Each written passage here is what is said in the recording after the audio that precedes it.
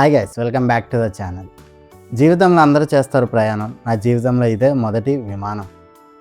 మనం డైలీ కార్లు, బస్సులు, ట్రైన్లు అండ్ ఈవెన్ బైక్ మీద కూడా జర్నీ చేస్తుంటాం. కానీ లైఫ్లో ఒక్కసారైనా ఫ్లైట్ జర్నీ చేయాలని ఉంటుంది. నాకు కూడా అలాంటి డ్రీమే ఉండేది. ఈ వీడియోలో నేను నా డ్రీమ్ని ఎలా ఫుల్ఫిల్ చేసుకున్నానో మీకైతే షేర్ చేయబోతున్నాను. ఇంకా లేట్ చేయకుండా వీడియోని స్టార్ట్ చేద్దాం. ఇది నా first flight journey. Ticket book చేసిన రోజు నుంచి ఫ్లైట్ ల్యాండ్ అయ్యే వరకు ప్రతి సెకండ్ ఒక ఎమోషన్. హ్యాపీగా బ్యాగ్ ప్యాక్ చేసుకున్నాను అండ్ అన్నీ రెడీ చేశాను. కానీ సడన్ ట్విస్ట్ ఏంటంటే ఫ్లైట్ క్యాన్సిల్ అయిందని మెసేజ్ వచ్చింది. ఫ్లైట్ జర్నీ చేయాలనుకుంటే ఎలా అయ్యింది అంటే అనుకున్నాను. క్యాన్సిలేషన్ నుంచి మళ్ళీ నా జర్నీని ఎలా చేశానో ఈ వీడియోలో మీకు డీటెయిల్గా ఎక్స్ప్లెయిన్ చేస్తాను. లైఫ్లో కొన్ని జర్నీస్ మనం ప్లాన్ చేసినట్టు స్టార్ట్ అవుతాయి, కానీ అవి మనం ఎక్స్పెక్ట్ చేయని ట్విస్ట్తో అన్ఫర్గెటబుల్ అయిపోతాయి. ఈ స్టోరీ ఒక ఫ్లైట్ గురించి కాదు, ఒక ఫస్ట్ ఎక్స్పీరియన్స్, ఒక పేషెన్స్ టెస్ట్, ఒక లైఫ్ లెసన్. ఇది నా ఫస్ట్ ఫ్లైట్ జర్నీ. ముందు రోజు బ్యాగ్ ప్యాక్ చేసుకున్నా. మెయిన్గా కావాల్సిన ఐటమ్స్ అన్నీ ప్యాక్ చేసేసా. జర్నీ ముందు రోజు నైట్ నిద్ర లేదు. మైండ్లో ఒకటే replay: airport, flight, clouds, landing. ఎన్నో డేస్ నుంచి వెయిట్ చేస్తున్న డే రానే వచ్చింది. అంత స్మూత్గా వెళ్ళిపోతుందని అనుకున్నప్పుడే ఫోన్ వైబ్రేషన్ వచ్చింది. మెసేజ్ ఓపెన్ చేశా: your flight to Calicut has been cancelled. ఒక్క సెకండ్ స్క్రీన్ చూస్తూనే ఉన్నా. సెకండ్ హార్ట్ స్లో అయింది. డిసప్పాయింట్మెంట్ స్లోలీ హిట్ అయింది.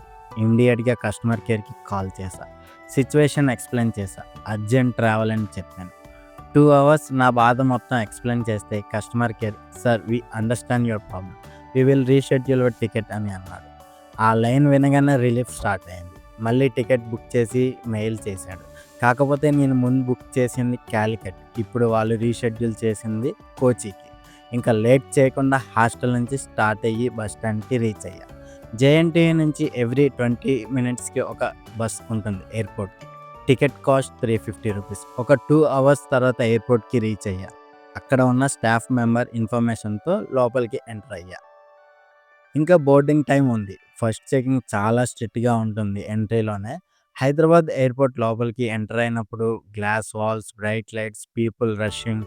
చాలామందికి ఇది నార్మల్, నాకు మాత్రం ఇది మ్యాజికల్. బోర్డింగ్ పాస్ చేతిలో ఉంది. First time airport walk. Hero feeling ఇది. గవర్నమెంట్ రూల్స్ చేంజ్ చేయడం వల్ల చాలా ఫ్లైట్స్ క్యాన్సిల్ అయిపోయాయి. నేను ట్రావెల్ చేసిన రోజైతే 1000 ఇండిగో ఫ్లైట్స్ క్యాన్సిల్ అయ్యాయి. ఎయిర్పోర్ట్లో చాలామంది కస్టమర్స్ ఇండిగో స్టాఫ్తో గొడవ పడుతున్నారు. అది చూసి నా సిచ్యువేషన్ కూడా ఇలానే ఉండేది అనుకున్నాను. బై గాడ్స్ గ్రేస్ టికెట్ అయితే రీషెడ్యూల్ అయింది.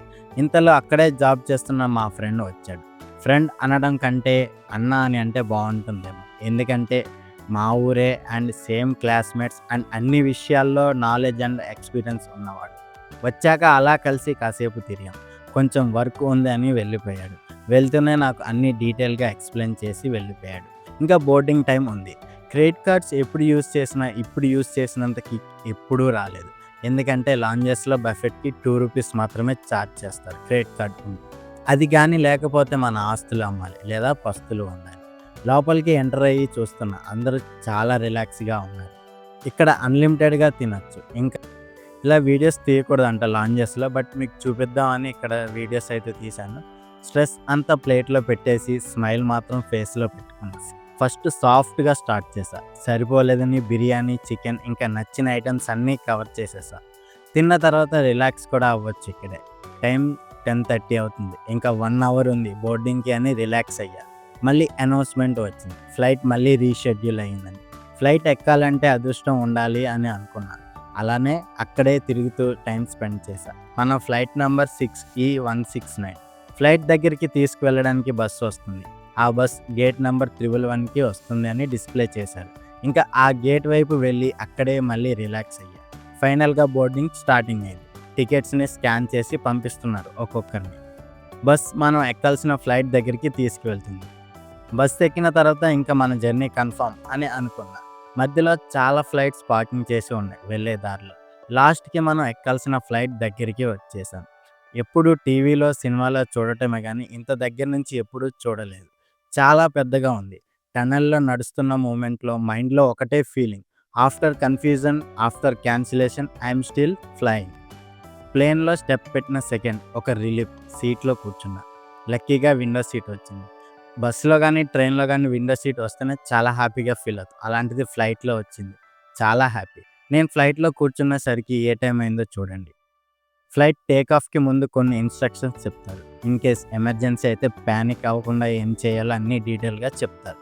మీరు కూడా ఒకసారి వినండి. अगर विमान को पानी पर उतरना पड़े तो सीट के नीचे रखी रक्षा जैकेट को पाउच से निकालें और इस तरह सर के ऊपर से पहन लें। अब स्ट्रैप को सामने से बकल में डालें और एडजस्ट करें। रक्षा जैकेट को फुलाने के लिए लाल टैब्स या टैब को ऐसे खींचें और अधिक to open lift the button. It is recommended to keep your seat belt fastened at all times. In the event of a decrease in cabin pressure, oxygen masks will fall automatically from the panel above. Pull a mask down sharply to initiate oxygen flow. Cover your nose and mouth and breathe normally. Plane runway మీద speed pickup చేసుకుంటుంది. Engine sound heart బీట్తో sync అవుతుంది. Suddenly lift off, ground కిందకి వెళ్ళిపోతుంది. Buildings అన్నీ చిన్నగా అవుతున్నాయి. First flight first high. Perspective change అయితే లైఫ్ చేంజ్ అవుతుందని నాకు అర్థమైంది. No calls, no notifications, only sky, soft music and calm. ఈ మూమెంట్లో అనిపించింది first flight just thought me patience. Night time అవ్వడం వల్ల మంచి విజువల్స్ మీకు చూపించలేకపోతున్నాను, బట్ ఈ వ్యూస్ కూడా చాలా బాగున్నాయి. 1 అవర్ జర్నీ తర్వాత పైలట్ అనౌన్స్ చేశారు వీఆర్ ల్యాండింగ్ అని. Landing time full ear pain. కార్టూన్తో సరిపెడదామని చూసా కానీ తగ్గలేదు. మీరు ట్రావెల్ చేసేటప్పుడు కార్టూన్ తీసుకువెళ్ళడం మర్చిపోకండి. ఫ్లైట్ ఎక్కాలంటే అదృష్టం ఉండాలి, అలాగే దిగాలి అన్న కూడా అదృష్టం ఉండాలి. ఫ్లైట్ కొచ్చిలో ల్యాండ్ అయింది. మళ్ళీ బయటికి వచ్చి బస్ ఎక్కి బస్ యాజ్ యూజువల్గా గేట్ దగ్గర డ్రాప్ చేశారు. గేట్స్ నుంచి ఎయిర్పోర్ట్లోకి ఎంటర్ అయ్యి అక్కడ కూడా ఎక్స్ప్లోర్ చేశారు.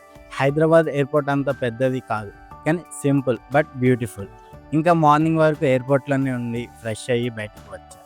కొచ్చి ఎయిర్పోర్ట్ చాలా బాగుంది, మంచి డిజైన్తో కట్టారు. ఈ జర్నీ నాకు చాలా నేర్పించింది. ప్లాన్స్ ఫెయిల్ అవ్వచ్చు, ఫ్లైట్స్ క్యాన్సిల్ అవ్వచ్చు, రూట్స్ చేంజ్ అవ్వచ్చు, కానీ కామ్గా ఉంటే సొల్యూషన్ ఉంటుంది. కొచ్చి ఎయిర్పోర్ట్లో బస్ ఎక్కి నెక్స్ట్ ఏ ప్లేసెస్కి వెళ్ళానో నెక్స్ట్ వీడియోలో మీకు చెప్తా. నెక్స్ట్ వచ్చే ప్రతి వీడియో మిస్ కాకుండా చూడండి. This was my first flight journey and this is just the beginning. ఈ వీడియో చూస్తుంటే మీ ఫస్ట్ ఫ్లైట్ జర్నీ మీకు గుర్తొచ్చిందా?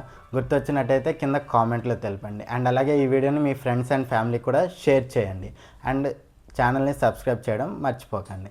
ఇంకా వీడియోతో మళ్ళీ కలుద్దాం. బాయ్.